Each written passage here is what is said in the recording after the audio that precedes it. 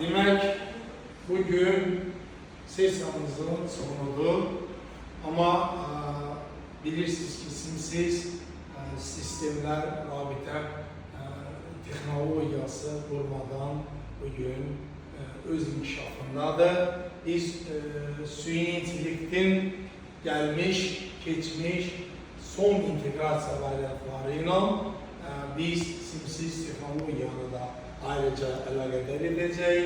Bugünkü süni intellektin təsirdə yeri, idarə etmədə rolu, onun verdiyi sonsuz imkanlardan inanın ki biz hər fənin tədrisində, hər mövzuya tətbiqində yaxından onun köməyinə müraciət edirik.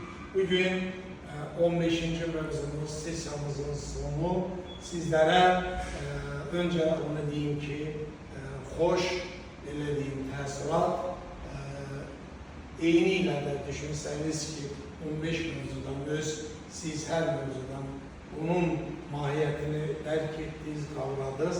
Bizim bir bərabərliyimiz, fikir mübadiləmiz, interaktivliyimiz sayəsində bugün gəldik.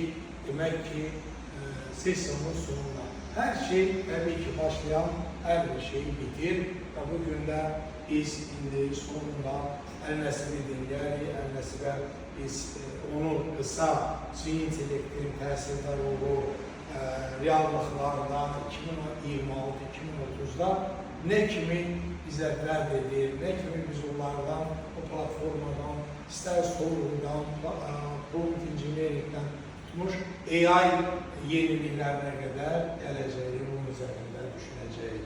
Beləcə, hər birimizə önümüzdəki sessiyada, imtahan, test işlərimizdə də, gələcək karyeramızda da uğurlar arzulayıram. Sözü Nəsibə veririk, Əl-Nəsibə buyursun, süni intellektle bağlı fikirlərini desin. Və bizim bugünkü mövzumuz süni intellekt kökləri təkamülü 2026 reallıqlarıdır. Deməli, biz burada danışacağıq 200 illik bir perioda əsaslanan fəlsəfi köklərdən Laplace, Turing bugün 1956 Dartmouth konferansı, AI rəsmi olaraq bu konferansda da oldu və nəhayət 2026 il Agent'in AI çağı. Yəni, siz xronologiyanı gözdən keçirirsiniz. Səhv reallıq, AI düşünmür, ehtimalları hesablayır, oxşarlıqları tapır, sonra ən uyğun cavabı verir. Burada 3 məsələ var. Birincisi şuur, yox, model. Eğer heç bir hadisəni yaşamır, sadə dildə desə, eğer çox böyük miqdarda mətn oxuyub, oxşarlıqları yadda saxlayır, sonra isə növbəti sözü təxmin edir. İkincisi, riyazi tərklər. Söz, şəkil, səs, bunlar hamısı rəqəmlərə çevrilir. Yəni, oxşar mənalı şeylər oxşar rəqəmlərə çevrilir. Ümumiyyətlə, başa düşmək sözü insana aiddir. Maşın isə yalnız rəqəmlərə mübarizdir. Görün, nə qədər gözəl bir fikirdir. Yəni, insanı eğer heç vaxt əvəz edə bilməz, ona bir köməkçidir. Ona görə də növbəti slaydımıza da keçirik və hesab edirəm ki, təkamül zəncirinə eğer bizim son dərsimiz göz sözünü deyəcək, Əl-Nəsibdə elə bundan ümumi canlandırsın fikri tamamlanır. Tarixi tərifəmiz burada 8 nailəcə var. Təkamül zənciri sadə bir fikirdən bugünkü erə 200 illik bir səyahət. 1804-cü determinizm fəlsəfəsi. Laplace demişdi, hər şeyin bir qaydası var. Daha sonra 1837-ci mexaniki maşın icad oldu, Babbage və Lovelace ilə birlikdə. 1993-cü il süni neyron, Macaulay-Spitz modeli, 1948-ci 2000 ilmi DNS söyləmişdi, sistem özü-özünü düzəldir. 1950-ci il Turing testi, düşünən maşın sualı, 1956-cı il ilk Dartmouth konferansı, AI-nin rəsmi doğuş anı. Və daha sonra 1969-cu ildə Arpanet şəbəkəsinin əsası qoyuldu və 2010-cu illər artıq dərin öyrənmə.